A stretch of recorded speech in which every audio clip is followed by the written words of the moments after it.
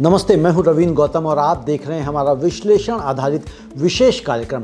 हमेशा की तरह आज भी हम केवल खबरें नहीं बल्कि उनके पीछे छिपी बड़ी तस्वीर को समझेंगे। दुनिया के अलग अलग कोने से आई ये 10 खबरें मिडिल ईस्ट के युद्ध तनाव से लेकर भारत के रिकॉर्ड चावल भंडार तक, बांग्लादेश के जीन बैंक से लेकर हरियाणा के एआई प्रशिक्षण बजट तक सतह पर अलग अलग दिखती हैं, लेकिन गहराई में जाएं तो ये सब एक साझा कहानी कहती हैं। यह कहानी है वैश्विक अनिश्चितता, कृषि संतुलन, ऊर्जा निर्भरता, औद्योगिक रणनीति और बदलती अर्थव्यवस्था की। आज का सवाल केवल यह नहीं है कि क्या हुआ, आज का सवाल है इसका असर किस पर पड़ेगा, हम पर क्या प्रभाव पड़ेगा और आने वाले समय के लिए इसका संकेत क्या है। तो चलिए एक एक कर इन 10 बड़ी खबरों को समझते हैं, तथ्य के साथ, परिप्रेक्ष्य के साथ और उस मानवीय जुड़ाव के साथ जो हर आर्थिक खबर को हमारे जीवन से जोड़ता है।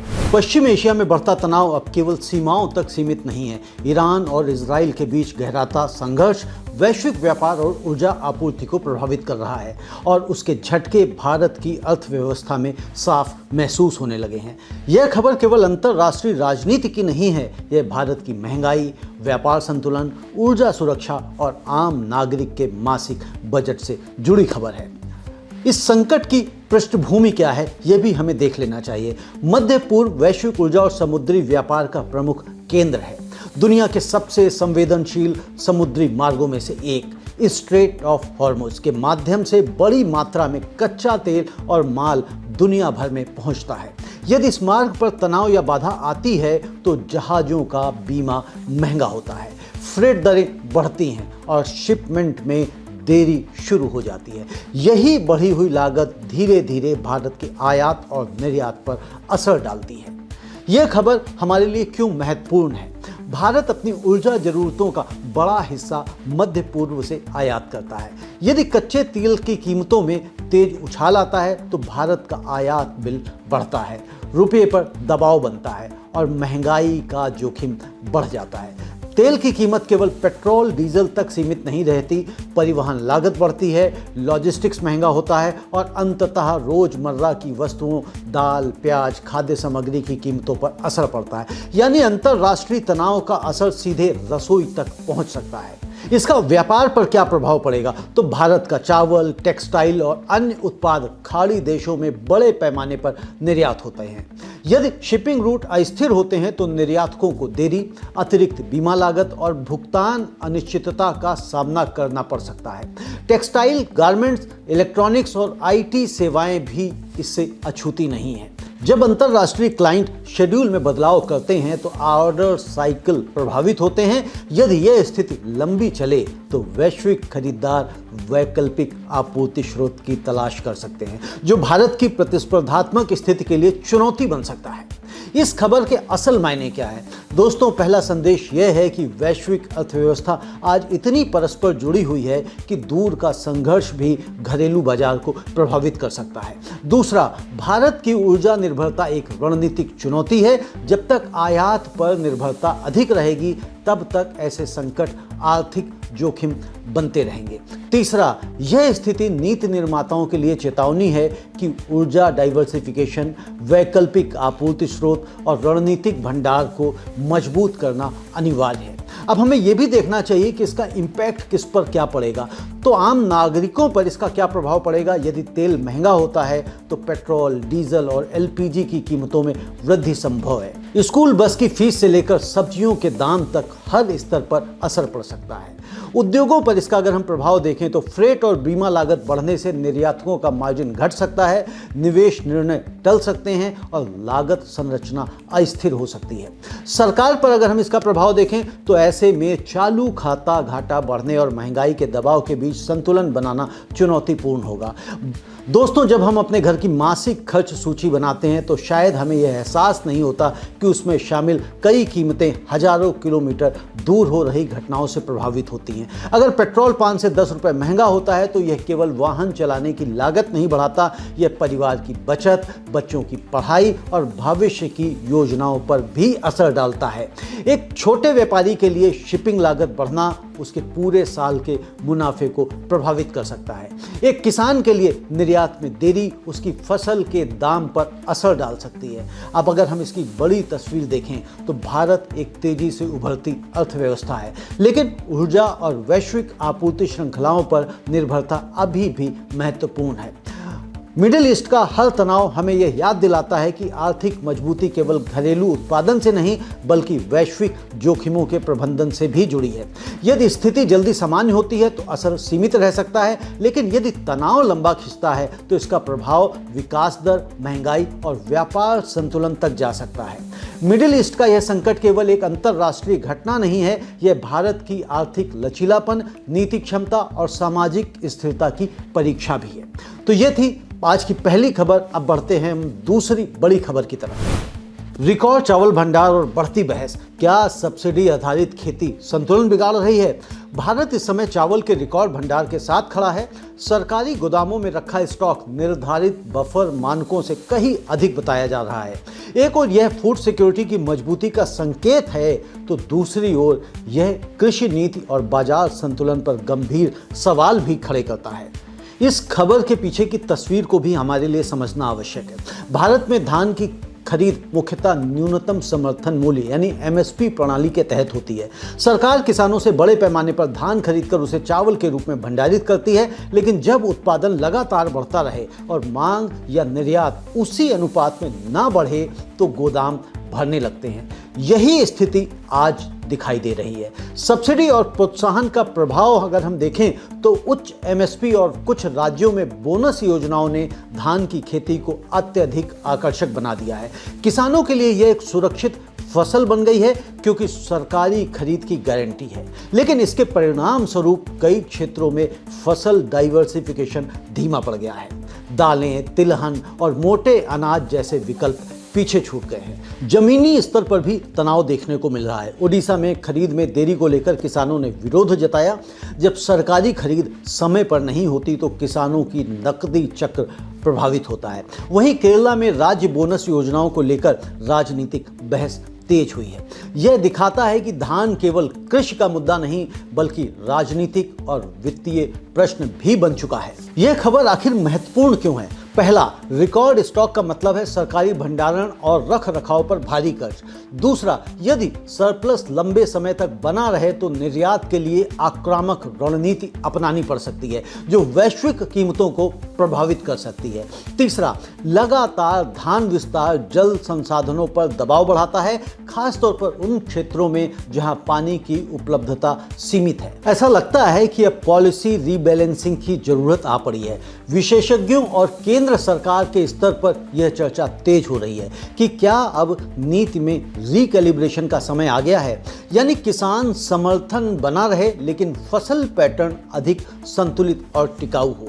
दालों और मोटे अनाज जैसे मिलेट्स को बढ़ावा देना केवल एक पोषण का नहीं बल्कि आयात निर्भरता कम करने और पर्यावरण संतुलन का भी प्रश्न है।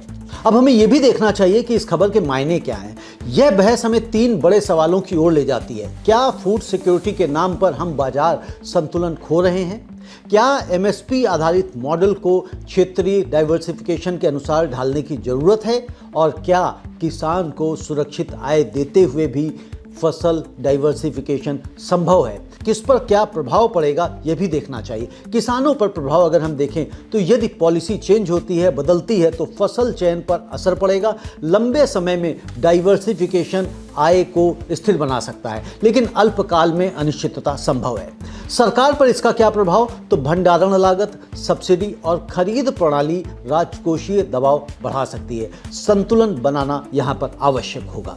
कंज्यूमर्स पर क्या इंपैक्ट है? तो सरप्लस स्टॉक शॉर्ट टर्म में कीमत स्थिर रख सकता है, लेकिन दीर्घ काल में यानी कि लंबे समय में संसाधनों का असंतुलन अन्य खाद्य पदार्थों की कीमत पर असर डाल सकता है। दोस्तों, जब हम थाली में परोसा गया चावल देखते हैं तो वह केवल एक अनाज नहीं होता, वह सरकारी नीति, किसान की मेहनत और बाजार की संरचना का परिणाम होता है। एक किसान के लिए धान की खेती सुरक्षा और स्थिरता का प्रतीक है, लेकिन यदि वही मॉडल लॉन्ग टर्म में असंतुलन पैदा करे तो समाधान भी सोच समझकर ही निकालना होगा। अब इसकी हम बड़ी तस्वीर भी देख लेते हैं। भारत फूड सिक्योरिटी के मामले में मजबूत स्थिति में है, लेकिन अब चैलेंज केवल अधिक उत्पादन की नहीं बल्कि संतुलित और टिकाऊ उत्पादन का है। रिकॉर्ड चावल भंडार एक उपलब्धि भी है और एक चेतावनी भी है। कृषि नीति का अगला अध्याय इसी संतुलन पर निर्भर करेगा कि किसान की आय सुरक्षित रहे और बाजार व पर्यावरण दोनों स्थिर रहे। तो यह थी आज की हमारी दूसरी बड़ी खबर और अब हम बढ़ते हैं तीसरी खबर की ओर। कैसे बीजों का खजाना बना बांग्लादेश की फूड सिक्योरिटी का आधार। बांग्लादेश आज चावल उत्पादन में उल्लेखनीय सफलता की कहानी लिख रहा है, लेकिन इस सफलता के पीछे केवल खेतों की मेहनत नहीं बल्कि प्रयोगशालाओं और बीज तिजोरियों की भी बड़ी भूमिका है। बांग्लादेश राइस रिसर्च इंस्टीट्यूट यानी BRRI का जीन बैंक देश की फूड सिक्योरिटी का एक अदृश्य लेकिन बेहद मजबूत पिलर बन चुका है। क्या है यह जीन बैंक, ये भी हमें समझना चाहिए। तो BRRI का जीन बैंक हजारों पारंपरिक धान किस्मों को संरक्षित करता है। ये वे किस्में हैं जिन्हें कभी स्थानीय किसानों ने पीढ़ियों तक उगाया था, संवारा था और बचा कर रखा था। समय के साथ जब उच्च उत्पादकता वाली आधुनिक किस्में आई तो पारंपरिक लैंड रेस धीरे धीरे खेतों से कम होती गई, लेकिन उन्हें पूरी तरह खोने से बचाया है इस जीन बैंक ने। यह केवल बीजों का संग्रह नहीं है बल्कि यह भविष्य की सुरक्षा का भंडार है। उत्पादन क्रांति की पृष्ठभूमि भी अगर हम देखें तो कुछ दशक पहले तक बांग्लादेश के खेत पारंपरिक धान किस्मों से भरे होते थे। उपज सीमित थी और जलवायु झटकों से फसल को बड़ा नुकसान होता था। आज स्थिति अलग है। वैज्ञानिकों ने जीन बैंक में संरक्षित पारंपरिक किस्मों से रोग प्रतिरोधक, अधिक उपज देने वाली और जलवायु के अनुकूल नई प्रजातियां विकसित की हैं। इन्हीं किस्मों ने बढ़ती आबादी के बीच खाद्य आपूर्ति को स्थिर रखने में महत्वपूर्ण भूमिका निभाई है। हमारे लिए यह खबर महत्वपूर्ण क्यों है? पहला, यह बताती है कि जैव विविधता केवल पर्यावरण का मुद्दा नहीं, यह आर्थिक और रणनीतिक सुरक्षा का भी प्रश्न है। दूसरा, जीन बैंक बीमा पॉलिसी की तरह काम करता है। आज यदि कोई नई बीमारी फैलती है या जलवायु में अचानक बदलाव आता है तो वैज्ञानिक पुराने बीजों में मौजूद गुणों का उपयोग कर नई किस्म विकसित कर सकते हैं। तीसरा, यह मॉडल दिखाता है कि पारंपरिक ज्ञान और आधुनिक विज्ञान का मेल खाद्य सुरक्षा का स्थायी समाधान बन सकता है। अब हमें यह भी देखना चाहिए कि इसका इम्पैक्ट किस पर क्या पड़ेगा। तो किसानों पर अगर हम देखें तो उच्च उत्पादकता और लचीलापन वाली किस्में आय स्थिर रखने में मदद करती हैं। जलवायु जोखिम कम होने से फसल हानि घटती है। कंज्यूमर्स पर अगर हम देखें तो स्थिर उत्पादन का मतलब है खाद्य उपलब्धता में निरंतरता और कीमतों में अपेक्षाकृत स्थिरता। पॉलिसी मेकर्स के ऊपर इसका क्या इम्पैक्ट होगा? तो यह संकेत है कि कृषि अनुसंधान और जर्म प्लाज्म संरक्षण दीर्घकालिक निवेश का विषय है जिसका लाभ वर्षों बाद मिलता है।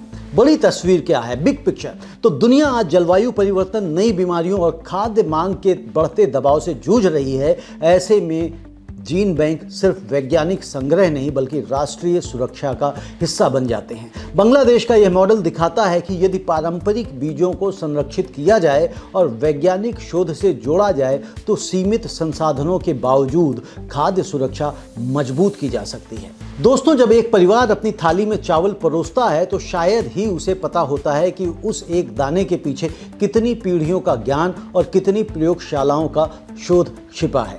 एक बीज जो किसी गांव में दशकों पहले उगाया गया आज किसी नई वैज्ञानिक किस्म की नींव बन सकता है। यदि वह बीज संरक्षित ना होता तो भविष्य का समाधान भी खो सकता था। इसीलिए BRRI का जीन बैंक सिर्फ बीजों की तिजोरी नहीं, यह आने वाली पीढ़ियों की भूख के खिलाफ एक सुरक्षा कवच है। बांग्लादेश की यह कहानी हमें याद दिलाती है फूड सिक्योरिटी केवल खेत में नहीं बनती, वह अनुसंधान, संरक्षण और दूरदर्शिता से मिलकर बनती है।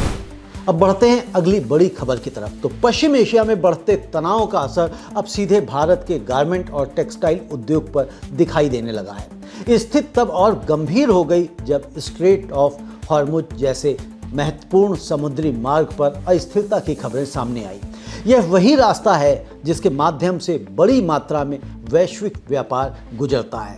यदि जहाज़ों को वैकल्पिक मार्ग अपनाना पड़े तो असर केवल दूर का नहीं, समय, लागत और भरोसे का भी होता है। लंबा रास्ता मतलब लंबा इंतजार। यदि जहाजों को अफ्रीका के दक्षिणी सिरे केप ऑफ गुड होप के रास्ते जाना पड़े तो ट्रांजिट समय में लगभग 20 से 25 दिनों की बढ़ोतरी हो सकती है। टेक्सटाइल और गारमेंट जैसे सेक्टर में जहां सीजनल फैशन समय पर डिलीवरी पर निर्भर करता है, यह देरी बेहद महंगी साबित हो सकती है। एक सीजन चूकने का मतलब है स्टॉक का फंसना, ऑर्डरों का कैंसिल होना और भुगतान चक्र में तनाव। यह खबर हमारे लिए क्यों महत्वपूर्ण है? तो भारत का टेक्सटाइल और गारमेंट उद्योग अमेरिका और यूरोप जैसे बड़े बाजारों पर निर्भर है। यदि डिलीवरी में देरी होती है तो अंतरराष्ट्रीय खरीदार वैकल्पिक आपूर्तिकर्ताओं की ओर रुख कर सकते हैं। पहले से ही वैश्विक व्यापार टैरिफ, महंगाई और जियोपॉलिटिकल अनसर्टेनिटी से जूझ रहा है। दोस्तों, एक छोटे गारमेंट यूनिट के मालिक के लिए यह खबर केवल अंतरराष्ट्रीय संकट नहीं है, यह उसके कारखाने में काम करने वाले दर्जनों कर्मचारियों की रोजी से जुड़ी हुई है। यदि ऑर्डर देरी से पहुंचते हैं या कैंसिल होते हैं तो असर सीधे मजदूर की तनख्वाह पर पड़ सकता है। एक फैशन ब्रांड के लिए समय ही सब कुछ है। त्योहार या सीजन बीत जाने के बाद कपड़ों का मूल्य आधा रह जाता है। सोचिए, अगर समर सीजन के कपड़े विंटर सीजन में पहुंचे और विंटर सीजन के कपड़े समर सीजन में पहुंचे तो उनकी क्या वैल्यू रह जाएगी। दोस्तों, वेस्ट एशिया में जारी तनाव भारत के टेक्सटाइल और गारमेंट सेक्टर के लिए एक नई चुनौती लेकर आया है। लंबा समुद्री रास्ता, बढ़ती हुई लागत और अनिश्चित डिलीवरी, ये तीनों मिलकर उद्योग के सामने कठिन परीक्षा खड़ी कर रहे हैं। अब नजर इस बात पर रहेगी क्या यह संकट कितना लंबा चलता है और भारत का निर्यात तंत्र कितने तेजी से खुद को अनुकूलित कर पाता है। कर्बी आंगलोंग अदरक की लंदन तक उड़ान, असम की कृषि पहचान को वैश्विक मंच मिला। जी हां, असम की कृषि यात्रा में एक ऐतिहासिक क्षण जुड़ गया है। पहली बार जीआई टैग प्राप्त कर्बी आंगलोंग अदरक की खेप लंदन के लिए रवाना की गई है। यह केवल एक निर्यात शिपमेंट नहीं है, यह स्थानीय किसानों की मेहनत को अंतरराष्ट्रीय पहचान दिलाने की दिशा में एक बड़ा कदम है। इस ऐतिहासिक खेप को गुवाहाटी में हरी झंडी दिखाकर रवाना किया गया, जहां राज्य के कृषि मंत्री अतुल बोरा ने इसे औपचारिक रूप से लॉन्च किया। क्या है कर्बी आंगलोंग अदरक की खासियत? कर्बी आंगलोंग का अदरक अपनी तीखी खुशबू, उच्च तेल सामग्री और विशिष्ट स्वाद के लिए जाना जाता है। इसे भौगोलिक संकेत यानी कि जीआई टैग मिला हुआ है, जिसका मतलब है कि इसकी गुणवत्ता और पहचान उस विशेष क्षेत्र की मिट्टी, जलवायु और परंपरा से जुड़ी हुई है। जीआई टैग किसी उत्पाद को केवल बाजार मूल्य ही नहीं देता, बल्कि उसे पहचान देता है। यह खबर महत्वपूर्ण क्यों है? तो दोस्तों, पहला यह है कि पूर्वोत्तर भारत की कृषि क्षमता को वैश्विक मंच पर स्थापित करने की दिशा में महत्वपूर्ण कदम है। दूसरा, जीआई टैग वाले उत्पादों को अक्सर प्रीमियम कीमत मिलती है, इसका सीधा लाभ किसानों को मिल सकता है। और तीसरा, यह संकेत है कि असम अब केवल कच्चा माल बेचने तक सीमित नहीं रहना चाहता, बल्कि ब्रांडेड और प्रमाणित कृषि उत्पादों के जरिए निर्यात बढ़ाना चाहता है। अब हमें यह भी देखना चाहिए कि एक्सपोर्ट इकोसिस्टम पर इसका क्या असर है। तो इस कदम से राज्य के एग्री एक्सपोर्ट इकोसिस्टम को मजबूती मिलेगी। कोल्ड चेन, पैकेजिंग, गुणवत्ता नियंत्रण और लॉजिस्टिक्स में सुधार की संभावना बढ़ेगी। यदि यह मॉडल सफल होता है तो अन्य जीआई टैग उत्पादों के लिए भी रास्ता खुलेगा। और अगर हम ये देखें कि इसका इम्पैक्ट किसके ऊपर क्या पड़ता है, तो किसानों पर इसका इम्पैक्ट जो पड़ने वाला है वो बेहतर बाजार पहुंच और प्रीमियम मूल्य मिलने से आय में स्थिरता आ सकती है। स्थानीय स्तर पर उत्पादन बढ़ाने का उत्साह भी बढ़ेगा। और युवाओं पे इसका क्या असर पड़ेगा? तो यदि प्रोसेसिंग और ब्रांडिंग यूनिट्स विकसित होते हैं तो कृषि केवल खेती तक सीमित न रहकर एक उद्यम अवसर बन सकती है।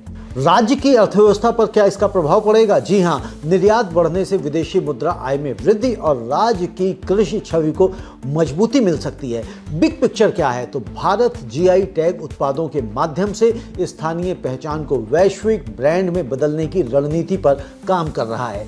कर्बी आंगलोंग अदरक की यह खेप सिर्फ एक कंटेनर नहीं, यह संदेश है कि क्षेत्रीय विशिष्टता भी अंतर्राष्ट्रीय बाजार में प्रतिस्पर्धा कर सकती है। दोस्तों, कल्पना कीजिए, कर्बी आंगलोंग के पहाड़ी खेतों में उगा अदरक अब लंदन की रसोई में स्वाद बढ़ाएगा। एक छोटे किसान के लिए यह केवल निर्यात नहीं, उसकी मेहनत की वैश्विक पहचान है। जब किसी स्थानीय उत्पाद को दुनिया पहचानने लगे तो वह केवल व्यापार नहीं रहता, वह आत्मविश्वास बन जाता है।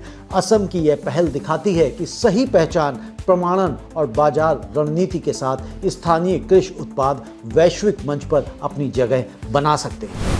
बढ़ते हैं अगली खबर की तरफ। इंडोनेशिया का कोयला निर्यात घटा, वैश्विक ऊर्जा बाजार में हलचल का संकेत। दोस्तों, दुनिया के सबसे बड़े थर्मल कोयला निर्यातक देशों में से एक इंडोनेशिया ने जनवरी 2026 में अपने कोयला निर्यात में गिरावट दर्ज की है। आधिकारिक व्यापार आंकड़ों के अनुसार निर्यात मात्रा साल दर साल लगभग 2.9% घटकर करीब 29.54 मिलियन मीट्रिक टन रही। गिरावट भले ही बहुत बड़ी ना लगे, लेकिन इसका संकेत वैश्विक ऊर्जा बाजार की मौजूदा अस्थिरता की ओर दिखाता है। इसकी बैकग्राउंड क्या है? तो इंडोनेशिया वैश्विक थर्मल कोयला आपूर्ति का प्रमुख स्तंभ है। एशिया के बड़े खरीदार, खासकर चाइना और इंडिया, अपनी बिजली उत्पादन जरूरतों के लिए बड़े पैमाने पर इंडोनेशियाई कोयले पर निर्भर हैं। जनवरी में आई यह कमी कई कारणों से जुड़ी मानी जा रही है। कमजोर वैश्विक मांग, ऊर्जा कीमतों में उतार चढ़ाव और मौसमी पैटर्न। यह खबर इतनी महत्वपूर्ण क्यों है? पहला, इंडोनेशिया का निर्यात प्रदर्शन वैश्विक ऊर्जा प्रवाह का इंडिकेटर माना जाता है। जब वहां निर्यात घटता है तो इसका असर एशियाई बिजली बाजारों तक पहुंच सकता है। और दूसरा, यह गिरावट बताती है कि ऊर्जा बाजार अभी भी स्थिर नहीं है। दुनिया धीरे धीरे नवीकरणीय ऊर्जा की ओर बढ़ रही है, लेकिन कोयला अभी भी कई देशों के लिए प्रमुख ऊर्जा स्रोत है। और तीसरा, कीमतों और मांग में हल्की सी भी बदलाव निर्यातक देशों की आय और आयातक देशों की लागत संरचना पर असर डाल सकता है। अब हम ये देखें कि भारत के संदर्भ में इसके क्या मायने हैं। भारत अपनी ऊर्जा मिश्रण में कोयले पर बड़ी निर्भरता रखता है। हालांकि घरेलू उत्पादन बढ़ रहा है, लेकिन आयातित कोयले की भी महत्वपूर्ण भूमिका है। यदि वैश्विक बाजार में अस्थिरता बढ़ती है तो कीमतों में उतार चढ़ाव भारत के बिजली उत्पादन लागत को प्रभावित कर सकता है। इस खबर का व्यापक आर्थिक संकेत क्या है? तो दोस्तों, यह गिरावट यह भी दर्शाती है कि वैश्विक ऊर्जा व्यापार अब पहले जितना अनुमानित नहीं रहा। ऊर्जा नीतियों में बदलाव, जलवायु प्रतिबद्धताएं, मौसमी मांग, जियोपॉलिटिकल टेंशन, इन सब का सम्मिलित प्रभाव निर्यात प्रवाह पर दिख रहा है। दोस्तों, कोयला भले ही एक औद्योगिक वस्तु लगे, लेकिन इसका संबंध सीधे हमारे जीवन से है। जब बिजली की लागत बढ़ती है तो उद्योग की लागत भी बढ़ती है और अंततः उसका असर उपभोक्ता के ऊपर पड़ता है। एक छोटे व्यापारी के लिए बिजली बिल बढ़ना सीधे मुनाफे को प्रभावित करता है। एक परिवार के लिए बढ़ा हुआ ऊर्जा खर्च मासिक बजट पर दबाव डाल सकता है। अब इसकी बिग पिक्चर क्या है? तो इंडोनेशिया के निर्यात में यह 2.9% की गिरावट संख्या में छोटी दिख सकती है, लेकिन यह वैश्विक ऊर्जा बाजार की संवेदनशीलता को उजागर करती है। दुनिया ऊर्जा संक्रमण के दौर से गुजर रही है। ऐसे में पारंपरिक ऊर्जा स्रोतों में हलचल आर्थिक संतुलन को प्रभावित कर सकती है। यह खबर हमें याद दिलाती है, ऊर्जा बाजार में स्थिरता केवल उत्पादन का सवाल नहीं, बल्कि वैश्विक मांग, नीति और जियोपॉलिटिक्स के संतुलन का परिणाम है। भारत में अरंडी उत्पादन 11% बढ़ा, तो क्या खुल रहे हैं नए निर्यात और उद्योग के दरवाजे? दोस्तों, भारत के कृषि क्षेत्र से एक सकारात्मक खबर आई है। 2025-26 कृषि वर्ष में देश का अरंडी, जिसे हम कास्टर सीड के नाम से भी जानते हैं, उत्पादन लगभग इसका 11% से बढ़कर 17.6 लाख टन पहुंच गया है। यह आंकड़ा जारी किया है solvent extractors association of India ने। संख्या भले ही सामान्य लगे, लेकिन इसके पीछे एक बड़ा औद्योगिक और निर्यात अवसर छिपा हुआ है। अरंडी इतनी महत्वपूर्ण क्यों है? तो दोस्तों, अरंडी कोई साधारण फसल नहीं है। यह एक औद्योगिक तिलहन है, यानी कि इंडस्ट्रियल ऑयल सीड है, जिससे बनने वाला castor oil pharma, cosmetics, lubricants और विशेष केमिकल उद्योगों में इस्तेमाल होता है। भारत दुनिया के प्रमुख कैस्टर ऑयल उत्पादकों और निर्यातकों में से एक है, इसलिए उत्पादन में 11% की वृद्धि केवल खेतों तक सीमित खबर नहीं है। यह उद्योग, रोजगार और निर्यात से जुड़ी बड़ी खबर है। उत्पादन बढ़ने के पीछे कारण क्या है? तो इस बढ़ोतरी के पीछे 3 प्रमुख कारण माने जा रहे हैं। पहला, बेहतर मौसम और अनुकूल वर्षा, और दूसरा, बढ़ा हुआ रकबा, तीसरा, संभावित बेहतर उत्पादकता। जब किसान को बेहतर दाम और स्थिर मांग दिखती है तो वह उस फसल में अधिक निवेश करता है। अब हमें यह भी देखना है कि भारत के लिए इसका क्या महत्व है। घरेलू प्रोसेसिंग को समर्थन, तो अरंडी से कैस्टर ऑयल और उसके डेरिवेटिव्स बनाए जाते हैं। उत्पादन बढ़ने से कच्चे माल की उपलब्धता सुधरेगी और घरेलू प्रोसेसिंग उद्योग को मजबूती मिलेगी। निर्यात को बढ़ावा, तो भारत पहले से वैश्विक बाजार में मजबूत स्थिति रखता है।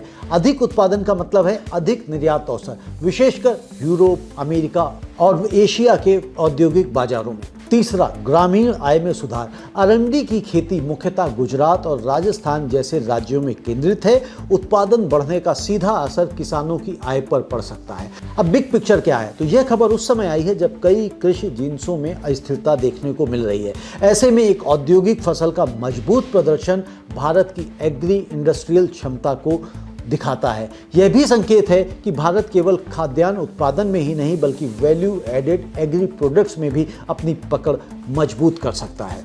दोस्तों, अरंडी का बीज खेत में उगता है, लेकिन उसका असर दवा, साबुन, कॉस्मेटिक, पेंट और ऑटोमोबाइल उद्योग तक पहुंचता है। एक किसान के लिए यह बेहतर आय का अवसर है, एक छोटे प्रोसेसर के लिए अधिक कच्चा माल, एक निर्यातक के लिए नए ऑर्डर और एक आम नागरिक के लिए स्थिर उद्योग और रोजगार। लेकिन हमें यह भी देखना चाहिए कि आगे की चुनौती क्या है, चैलेंजेस क्या हैं। क्या सरकार इस उत्पादन बढ़ोतरी को निर्यात रणनीति से जोड़ेगी? क्या प्रोसेसिंग वैल्यू एडिशन को और बढ़ाया जाएगा? क्या किसान को स्थिर दाम मिलेंगे? यदि नीतिगत समर्थन सही दिशा में रहा तो अरंडी क्षेत्र भारत के कृषि निर्यात मॉडल का एक सफल उदाहरण बन सकता है। यह सिर्फ 11% वृद्धि की खबर नहीं है, यह संकेत है कि भारत की कृषि अब केवल अनाज तक सीमित नहीं है बल्कि उद्योग और वैश्विक बाजार से सीधे जुड़ रही है। महिंद्रा का जापान से एग्रो मशीनरी कारोबार समेटने का फैसला, रणनीतिक पीछे हटना या फिर भविष्य की तैयारी? भारत की प्रमुख ऑटो और ट्रैक्टर निर्माता कंपनी महिंद्रा एंड महिंद्रा ने जापान में अब अपनी कृषि मशीनरी कारोबार से बाहर निकलने का निर्णय लिया है। यह कदम उसकी सहायक company Mitsubishi Mahindra agricultural machinery company के संचालन को चरणबद्ध तरीके से बंद करने के रूप में लिया गया है। कंपनी ने कहा है कि रणनीतिक समीक्षा के बाद यह पाया गया कि जापान का कृषि उपकरण सेगमेंट दीर्घकाल में सस्टेनेबल नहीं है। यह फैसला क्यों लिया गया? तो जापान का कृषि क्षेत्र कई संरचनात्मक चुनौतियों से जूझ रहा है। तेजी से घटती ग्रामीण आबादी, वृद्ध होते किसान, सीमित कृषि भूमि, मशीनरी की मांग में बदलाव। इन परिस्थितियों में निवेश पर अपेक्षित रिटर्न नहीं मिल रहा था। कंपनी ने निष्कर्ष निकाला कि दीर्घकालिक दृष्टि से यह बाजार अनुकूल नहीं है।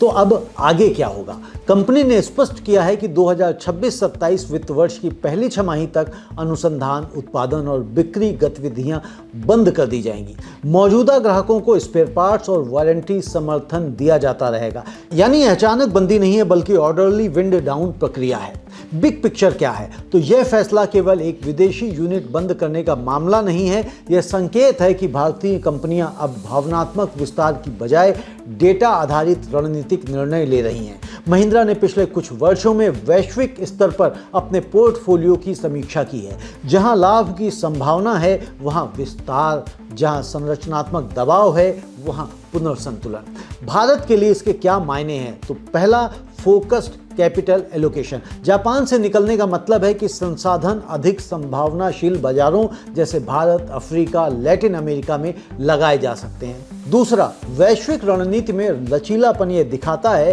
कि भारतीय मल्टीनेशनल कंपनियां कठिन निर्णय लेने से पीछे नहीं हटती। तीसरा, ब्रांड पर क्या असर पड़ेगा? क्योंकि यह संयुक्त उद्यम था इसलिए ब्रांड छवि पर बड़ा नकारात्मक असर होने की संभावना लिमिटेड है। दोस्तों, जापान में काम कर रहे कर्मचारियों के लिए यह खबर निश्चित रूप से भावनात्मक है। किसी भी फैक्ट्री या यूनिट का बंद होना सिर्फ बैलेंस शीट का मामला नहीं होता, यह परिवारों, कर्मचारियों और स्थानीय अर्थव्यवस्था से जुड़ा होता है। साथ ही यह भी सच्चाई है कि व्यापार में टिकाऊपन सबसे बड़ा सिद्धांत है। क्या यह कमजोरी का संकेत है? जरूरी नहीं। कभी कभी पीछे हटना आगे बढ़ने की रणनीति का हिस्सा होता है। यदि कोई बाजार दीर्घकाल में लाभकारी नहीं है तो संसाधनों को बेहतर अवसरों में लगाना एक परिपक्व कॉर्पोरेट निर्णय माना जाता है। दोस्तों, महिंद्रा का यह कदम बताता है कि वैश्विक कृषि मशीनरी उद्योग में भी डिमांड पैटर्न बदल रहे हैं। यह फैसला हमें याद दिलाता है वैश्विक विस्तार केवल प्रवेश का नाम नहीं है बल्कि समय आने पर एग्जिट का साहस भी मांगता है। अब नज़र इस पर रहेगी कंपनी अपने मुक्त संसाधनों को किस बाजार और किस सेगमेंट में निवेश करती है। बढ़ते हैं अगली खबर की तरफ। तो हरियाणा बजट 2026 खेतों के लिए एग्री डिस्कॉम, मुफ्त ट्यूबवेल कनेक्शन और 1 लाख युवाओं को एआई प्रशिक्षण। दोस्तों, हरियाणा के 2026-27 बजट में मुख्यमंत्री नायाब सिंह सैनी ने कृषि और युवाओं पर केंद्रित कई बड़ी घोषणाएं की हैं। इस बजट का फोकस साफ है, खेती को आधुनिक बनाना और युवाओं को भविष्य की तकनीकी से जोड़ना। क्या है प्रमुख घोषणाएं, ये भी हमारे लिए समझना जरूरी है। तो पहला, एग्री डिस्कॉम की स्थापना। राज्य सरकार कृषि क्षेत्र के लिए अलग अलग बिजली वितरण कंपनी एग्री डिस्कॉम बनाने का प्रस्ताव लाई है। इसका उद्देश्य है किसानों को नियमित और गुणवत्तापूर्ण बिजली आपूर्ति, बिजली प्रबंधन में पारदर्शिता और कृषि उपभोक्ताओं के लिए बेहतर सेवा। हरियाणा में सिंचाई का बड़ा हिस्सा ट्यूबवेल आधारित है। बिजली की अनियमितता सीधे फसल पर असर डालती है। एग्री डिस्कॉम का विचार इसी समस्या को हल करने की दिशा में एक बड़ा कदम है। दूसरा, मुफ्त ट्यूबवेल कनेक्शन। सरकार ने किसानों को ट्यूबवेल कनेक्शन उपलब्ध कराने की योजना की घोषणा की है। यह कदम सिंचाई क्षमता बढ़ाएगा, छोटे और सीमांत किसानों को राहत देगा, फसल उत्पादकता सुधारने में मदद करेगा। खेती में पानी ही जीवन है दोस्तों, और पानी तक पहुंच का मतलब है आय में स्थिरता। तीसरा, लाख युवाओं को एआई प्रशिक्षण बजट का सबसे आधुनिक और भविष्यवादी हिस्सा है। 1 लाख युवाओं को आर्टिफिशियल इंटेलिजेंस में प्रशिक्षण। यह कदम 2 संदेश देता है। पहला, सरकार ग्रामीण युवाओं को केवल पारंपरिक रोजगार तक सीमित नहीं रखना चाहती। टेक्नोलॉजी आधारित अर्थव्यवस्था में हरियाणा की भागीदारी बढ़ाने की कोशिश है। एआई प्रशिक्षण का मतलब है नई स्किल, स्टार्टअप अवसर, बेहतर रोजगार संभावनाएं। बिग पिक्चर क्या है? तो दोस्तों, यह बजट 2 पीढ़ियों को एक साथ संबोधित करता है। खेत में काम करने वाला किसान और टेक्नोलॉजी सीखने वाला युवा। एक तरफ कृषि ढांचे को मजबूत करने की कोशिश और दूसरी तरफ डिजिटल अर्थव्यवस्था से जुड़ने की तैयारी। अब हम इसके बिग इम्पैक्ट्स देख लेते हैं। तो कृषि पर असर की अगर हम बात करें तो बेहतर बिजली मतलब बेहतर सिंचाई, बेहतर सिंचाई मतलब स्थिर उत्पादन, और स्थिर उत्पादन का मतलब है बेहतर आय। रोजगार पर अगर हम असर देखें तो एआई प्रशिक्षण से आईटी, डेटा ऑटोमेशन सेक्टर में अवसर मिलने की संभावना बढ़ जाती है। ग्रामीण युवाओं का माइग्रेशन कम हो सकता है। अब हमें यह भी देखना चाहिए कि फाइनेंशियल और प्रैक्टिकल चैलेंजेस क्या हैं। तो दोस्तों, घोषणाएं महत्वाकांक्षी हैं, लेकिन असली परीक्षा इनके एग्जीक्यूशन में होगी। एग्री डिस्कॉम वित्तीय रूप से कैसे टिकेगा, मुफ्त कनेक्शन से बिजली सब्सिडी का बोझ कितना बढ़ेगा, और एआई प्रशिक्षण के बाद रोजगार सृजन कैसे सुनिश्चित होगा। दोस्तों, एक किसान के लिए बिजली का समय पर आना फसल बचाने जैसा है। एक युवा के लिए एआई सीखना गांव से ग्लोबल करियर की ओर पहला कदम हो सकता है। यह बजट खेत और कीबोर्ड दोनों को साथ लेकर चलने की कोशिश करता हुआ दिखाई देता है। साथियों, हरियाणा का यह बजट केवल घोषणाओं का दस्तावेज नहीं है, बल्कि कृषि और टेक्नोलॉजी को जोड़ने की रणनीति का संकेत है। यदि योजनाएं जमीन पर उतरती हैं तो राज्य की ग्रामीण अर्थव्यवस्था और युवा रोजगार पर लॉन्ग टर्म पॉजिटिव इम्पैक्ट पड़ सकता है। अब निगाह इस पर हमारी रहेगी, क्या यह विजन नीति से निकलकर वास्तविक परिवर्तन में बदलता है। ईरान संकट के कारण बासमती कंपनियों के शेयर क्यों गिरे? मिडिल ईस्ट में बढ़ते तनाव ने भारतीय शेयर बाजार को भी झटका देना शुरू कर दिया है। 2 मार्च 2026 को भारत की प्रमुख बासमती चावल निर्यातक कंपनियों के शेयरों में तेज गिरावट दर्ज की गई। गिरावट का कारण बना अमेरिका और इजराइल द्वारा ईरान पर समन्वित सैन्य कार्रवाई के बाद बढ़ा जियोपॉलिटिकल टेंशन। किन कंपनियों के शेयर गिरे? तो निवेशकों की बिकवाली का जो सबसे बड़ा दबाव हमें देखने को मिला वो मेजरली रहा एलटी फूड्स पर, केआरबीएल लिमिटेड, कोहिनूर फूड्स। ये तीनों कंपनियां बासमती चावल के बड़े निर्यातकों में गिनी जाती हैं। ईरान इतना महत्वपूर्ण क्यों है? तो ईरान भारत के लिए बासमती चावल का एक बड़ा खरीदार है। वित्त वर्ष 2024-25 में ईरान ने लगभग 10 लाख टन भारतीय बासमती आयात किया था। जब ऐसा बड़ा बाजार अनसर्टेनिटी में आ जाता है तो निवेशकों की चिंता स्वाभाविक है। बाजार क्यों घबराया? तो शिपमेंट बाधित होने का डर रहा।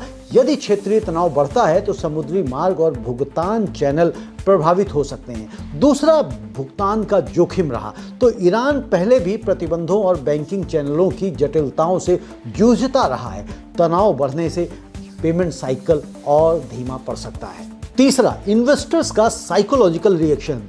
जियोपॉलिटिकल टेंशन में बाजार अक्सर रिस्क ऑफ मोड में चला जाता है, यानी जोखिम वाले शेयरों से दूरी। तो फिर बिग पिक्चर अब क्या है? तो यह केवल 3 कंपनियों की गिरावट की खबर नहीं है, यह दिखाता है कि वैश्विक राजनीति, समुद्री मार्ग, प्रतिबंध और पेमेंट इकोसिस्टम सीधे भारतीय कृषि, निर्यात और शेयर बाजार को प्रभावित कर सकते हैं। इसका किसानों के ऊपर क्या असर है? तो बासमती चावल की खेती करने वाले किसानों के लिए ईरान जैसे बाजार अत्यंत महत्वपूर्ण है। यदि निर्यात प्रभावित होता है तो खरीद में देरी होगी, कीमतों पर दबाव आएगा, स्टॉक बढ़ने की समस्या जैसी स्थितियां भी पैदा हो सकती हैं। दोस्तों सोचिए, पंजाब या हरियाणा का एक किसान जिसने बासमती बोया है, उसे यह अंदाजा भी नहीं होगा कि हजारों किलोमीटर दूर चल रही सैन्य कार्रवाई उसकी फसल के दाम को प्रभावित कर सकती है। और एक इन्वेस्टर जिसने इन कंपनियों में निवेश किया है, उसे अचानक पोर्टफोलियो में लाली दिखाई देने लगती है। यही है वैश्विक अर्थव्यवस्था की वास्तविकता। दूर का संकट घर के बजट तक पहुंच जाता है। अब हमें आगे किन चीजों के ऊपर ध्यान देना होगा? देखना होगा कि क्या तनाव लंबा चलता है, क्या समुद्री मार्ग प्रभावित रहते हैं, क्या भुगतान प्रणाली बाधित होती है। यदि स्थिति नियंत्रित रहती है तो बाजार स्थिर हो सकता है, लेकिन यदि संकट गहराता है तो निर्यात आधारित कंपनियों पर दबाव जारी रह सकता है।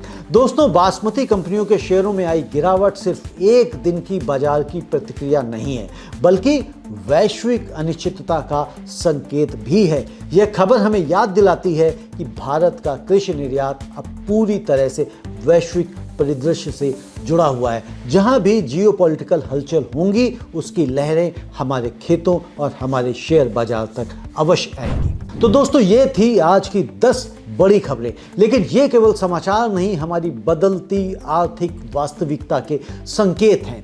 मिडिल ईस्ट का तनाव हमें ऊर्जा निर्भरता की याद दिलाता है। रिकॉर्ड चावल भंडार नीति संतुलन की चुनौती दिखाता है। जीन बैंक हमें भविष्य की सुरक्षा सिखाता है। टेक्सटाइल और निर्यात हमें वैश्विक सप्लाई चेन की नाजुकता बताते हैं, और एआई प्रशिक्षण जैसी पहल हमें आने वाले कल की दिशा दिखाती है। इन सभी खबरों में एक साझा धागा है।